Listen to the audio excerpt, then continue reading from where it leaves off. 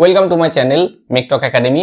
এই ভিডিওটি এবার যারা পলিটেকনিকে ফার্স্ট ইয়ার বা সেকেন্ড ইয়ার অ্যাডমিশন নেবে তাদের জন্য খুব ইম্পর্টেন্ট একটা ভিডিও, তো স্কিপ না করে ভিডিওটি দেখতে থাকো। তো পলিটেকনিকে কি কি ভর্তি নিয়ম আছে, জেক্সপো পরীক্ষা উঠে গেছে, ভোকলেট পরীক্ষা উঠে গেছে, এই নিয়ে আমি অলরেডি ভিডিও বানিয়ে রেখেছি। সেটার লিঙ্ক তোমরা ডেসক্রিপশন বক্সে পাবে, সেখান থেকে দেখে নিও, তাহলে পুরো প্রসিডিউরটা বুঝতে তোমাদের সুবিধা হবে। তাহলে তোমাদের মনে কিছু কিছু প্রশ্ন রয়ে গেছে যে যারা এবার মাধ্যমিক পরীক্ষা দিচ্ছ বা যারা এবার উচ্চ মাধ্যমিক পরীক্ষা দিচ্ছ তারা কিভাবে অ্যাপ্লিকেশন করবে, কারণ তারা তো এখন পর্যন্ত মার্কশিট পাওনি, শুধুমাত্র পরীক্ষা দিচ্ছ। তাহলে সেই নিয়েও কিন্তু স্টেট কাউন্সিল বিবৃতি দিয়েছে।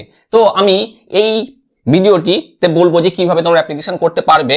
দেখো, ভর্তির প্রক্রিয়া শুরু হবে 2024 সালের ফেব্রুয়ারি মাসের প্রথম সপ্তাহ থেকে। তাহলে এটাই হলো 2024 সালের ফেব্রুয়ারি মাস এবং প্রথম সপ্তাহ।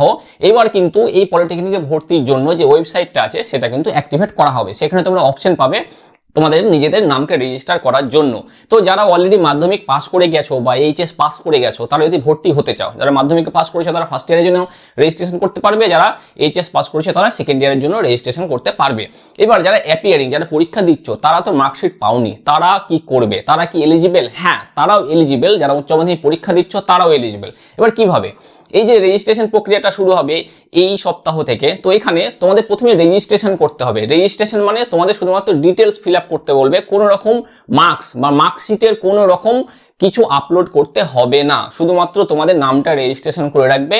রেজিস্ট্রেশন নাম্বার, অ্যাডমিট নাম্বার এই সব কিছু চাইবে, তোমাদের নাম, তোমার বাবার নাম, মায়ের নাম, জন্ম তারিখ, ঠিকানা এই সবগুলো চাইবে। বাকি কিন্তু কোনো কিছু চাওয়া হবে না, রেজিস্ট্রেশন করে রাখবে। এবার উচ্চ মাধ্যমিকের ক্ষেত্রেও কিন্তু একই জিনিস অ্যাপ্লিকেবল, যারা এবার পরীক্ষা দিচ্ছ তারাও কিন্তু রেজিস্ট্রেশন করতে পারবে। এবার যেখানে তোমাদের মার্কস ইনপুটের ব্যাপার থাকে সেই জায়গাটায় তোমরা উচ্চ মাধ্যমিক পাস করেছো না মাধ্যমিক পাস করেছো সেটা একটা অপশন থাকবে, মাধ্যমিক পাস না মাধ্যমিক অ্যাপিয়ারিং। তাহলে যারা মাধ্যমিক পরীক্ষা দিচ্ছ তারা অ্যাপিয়ারিং অপশনটা সিলেক্ট করবে, আর যারা উচ্চ মাধ্যমিক পরীক্ষা দিচ্ছ তারা অ্যাপিয়ারিং অপশনটা সিলেক্ট করবে, আর যদি পাস করে থাকো তোর পাস অপশন সিলেক্ট করবে। তাহলে শুধুমাত্র এখন রেজিস্ট্রেশনটা হবে, তারপরে যখন তোমরা মার্কশিট পাবে তখন কিন্তু আবার একটা নতুন ট্যাব অ্যাক্টিভেট হবে যেখানে তোমাদেরকে তোমাদের নিজের মার্কস আপলোড করতে বলা হবে।